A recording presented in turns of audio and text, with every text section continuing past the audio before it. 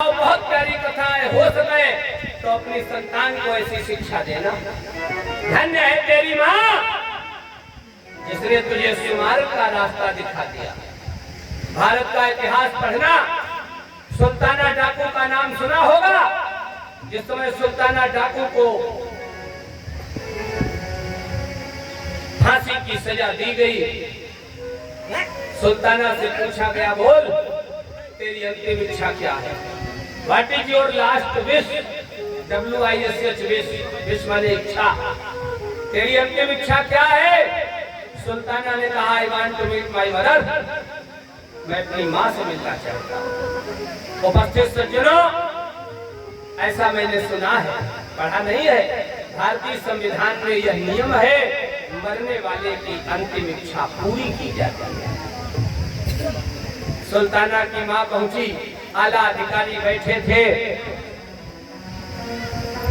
गले में फांसी का फंदा। अधिकारियों ने कहा, कहो सुल्ताना क्या कहना चाहते हो? उसने माँ से कहा, पास में आओ, मैं तुम्हारे कान में कुछ कहना चाहता हूँ। माता पास में पहुंची, सुल्ताना ने अपने दांतों के द्वारा माँ की नाक काट ली। अधिकारियों ने पूछा, सुल्ताना तुमने ऐसा क्या क्यों किया? सुल्ताना रोने लगा, कहा साहब जब मैं बच्चा था बाजार गया, बाजार से एक मुर्गी का अंडा चुरा लाया। क्यों? मेरी माँ ने कहा तुम कल और चुरा लाना। मेरे अंदर चोरी की प्रवृत्ति जागृत हो गई। मैं बड़ा हुआ और चोरी करने लगा। मैं और बड़ा हुआ राहजनी करने लगा। मैं और बड़ा हुआ डकैतियां डालने लगा। मैं और बड़ा हुआ लोगों को दिन में मारने की सुपारी देने लगा। ये मेरी माँ की देन है जो आज मेरे गले में ये फांसी का फंदा पड़ा है। अगर मेरी माँ ने मुझे उसी समय मना कर दिया होता तो शायद इस सुल्ताना के गले में फांसी का फंदा नहीं होता। वहीं पर भारत के शहीद का नाम आप लोगों ने सुना होगा, पंडित राम प्रसाद बिस्मिल। उनको भी फांसी का समय दिया गया। माना कि कल सुबह 5 बजे तुम्हें फांसी दी जाएगी। पंडित जी सुबह उठ करके व्यायाम करने लगे, कसरत करने लगे, अथवा तो आजकल की भाषा में कह दूं फिजिकल या योगा करने लगे। क्यों? मैं धन्यवाद देना चाहता हूं भारत सरकार को, जिसने भारतीय संस्कृति की मर्यादा को सुरक्षित रखते हुए जिन भारत सरकार ने भारतीय संस्कृति को मजबूत करने के लिए भारत में वर्ष में एक दिन योग दिवस के रूप में निश्चित कर दिया है। क्या है? अगर हो सके तो हम उसका पालन करें। ब्रह्म मुहूर्त में उठे, उठ करके योग करें। आप देखो आरोग्य रहोगे, स्वस्थ रहोगे, मस्त रहोगे।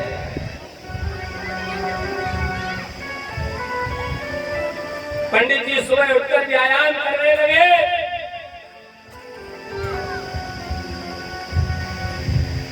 ड्यूटी पर तैनात ऑफिसर ने कहा, तुम्हें फांसी दी जाएगी, मरने का कोई दुख नहीं है। कहा चले जाओ मेरी आंखों के सामने से, मरने का वक्त दूसरा होगा, ये तो मेरे व्यायाम करने का वक्त है।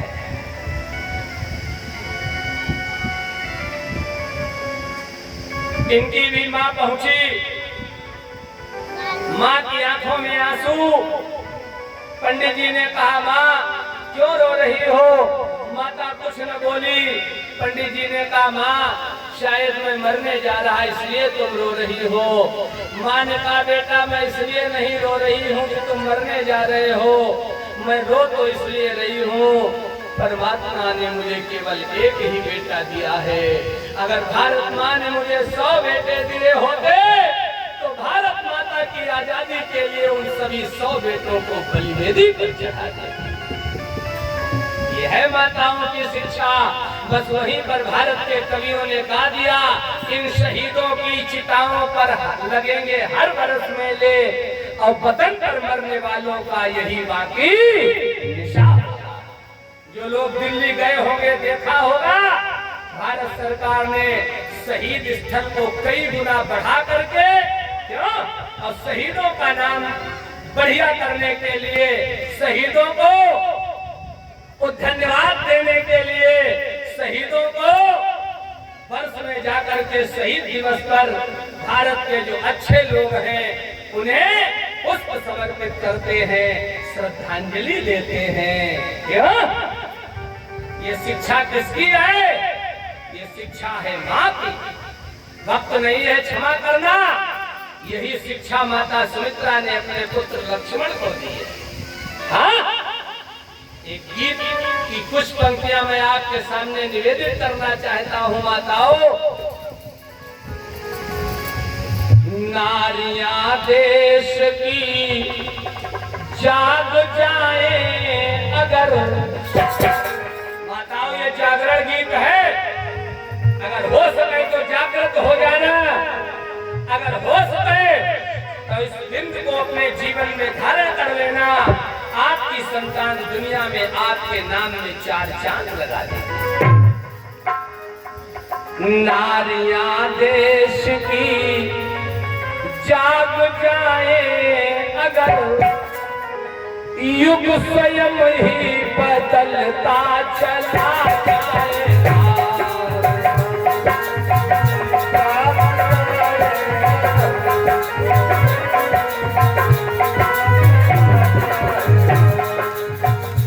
नारियां देश की जाग जाए अगर, युग स्वयं ही बदलता चला जाएगा।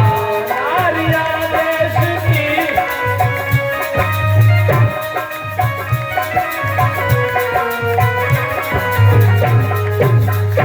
नारियां साधना साध पाए अगर, नारियां साधना, नारियां साधना साध पाए अगर, नर स्वयं ही बदलता चला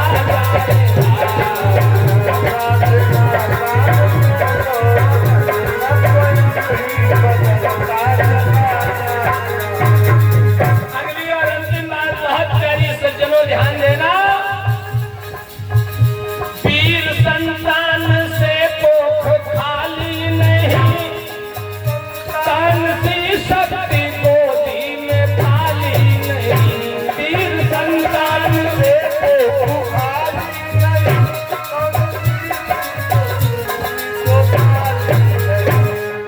चंद्रशेखर आजाद, वीर भगत सिंह, क्यों? इनको जन्म देकर के भारत माता की आजादी के लिए बलिवेदी पर चढ़ाया, वो माता कौन? आप जैसी किसी माँ ने।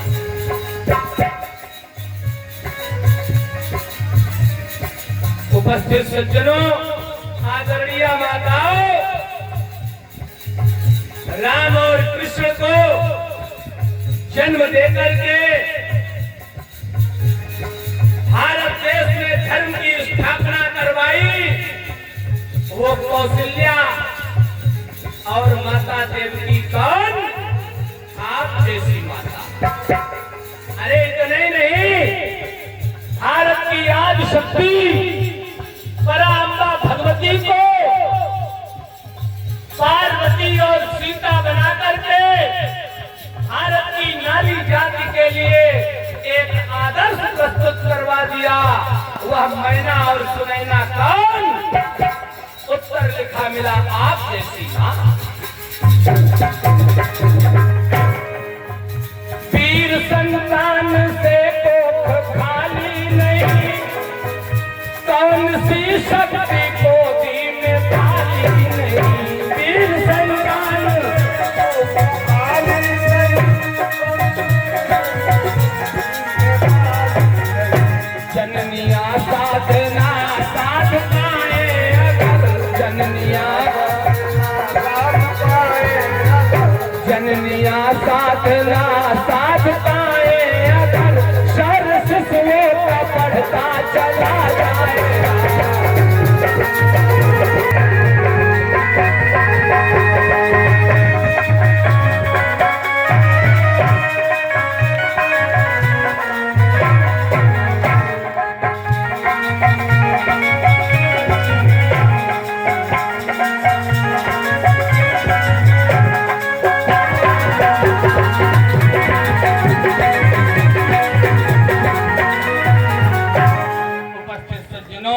इसलिए ध्यान देना, देवर्षि नारद ने कहा धन्य है तेरी माँ जिसने सुमार के लिए आपको तैयार कर दिया। जाओ बेटा, मैं आशीर्वाद देता हूँ, तुम्हें परमात्मा जरूर